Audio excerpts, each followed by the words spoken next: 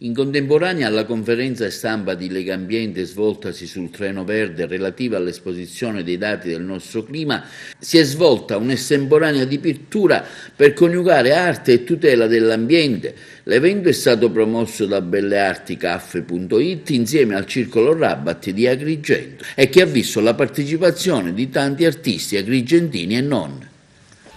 Sono stato chiamato da Legambiente per organizzare questa estemporanea di pittura con il tema arte e clima, e sono due settori, due temi che mi stanno molto a cuore, quindi ho subito aderito e spero di poter estendere questa manifestazione che stiamo facendo oggi qui ad Agrigento, che è la seconda tappa del Treno Verde, in tutte le tappe successive di Treno Verde in Italia.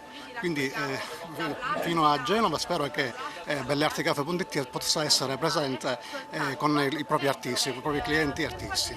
E quando si tratta di ambiente, noi artisti siamo i primi a scendere in campo. Noi siamo gli artisti privilegiati perché siamo gli unici che, sporcando il mondo coi colori, è una metafora, lo rendiamo sicuramente migliore. E allora oggi non solo scendo io in campo con i miei colori, ma mi porto anche tutta la famiglia. Le mie bimbe devono dipingere con questo tema, iniziando proprio da questo tema, perché ammirando la natura possiamo cogliere il suo significato più grande, la grande bellezza che è in essa. E allora noi artisti da essa prendiamo i colori che poi imprimiamo nelle nostre tele. Qualsiasi iniziativa che porta ad andare a realizzare qualche cosa che uno sente di realizzare, che ben venga. Poi oggi è una giornata particolare, quindi ci speriamo. Cosa ti ispira?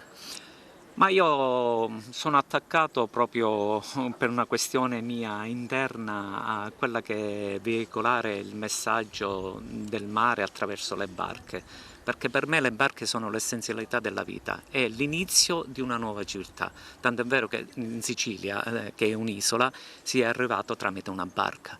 Poi quelle stesse barche che portano anche sofferenza, quindi le umanizzo in modo tale da farle parlare, ecco. Io ho avuto molto interesse a partecipare, in quanto penso che l'ambiente sia un problema che bisogna affrontare, nel senso che l'ambiente deve essere salvaguardato, quindi incominciando dall'inquinamento, quindi non bisogna inquinare, non bisogna distruggere le foreste, in modo tale da preservare il clima.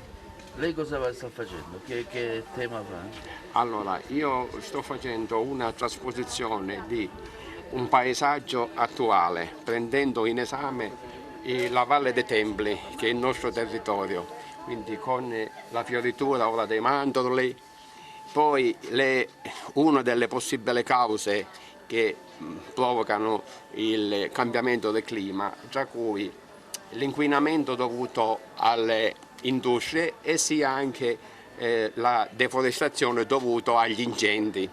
E quindi poi si viene a creare un paesaggio desertico, quindi c'è questa trasposizione.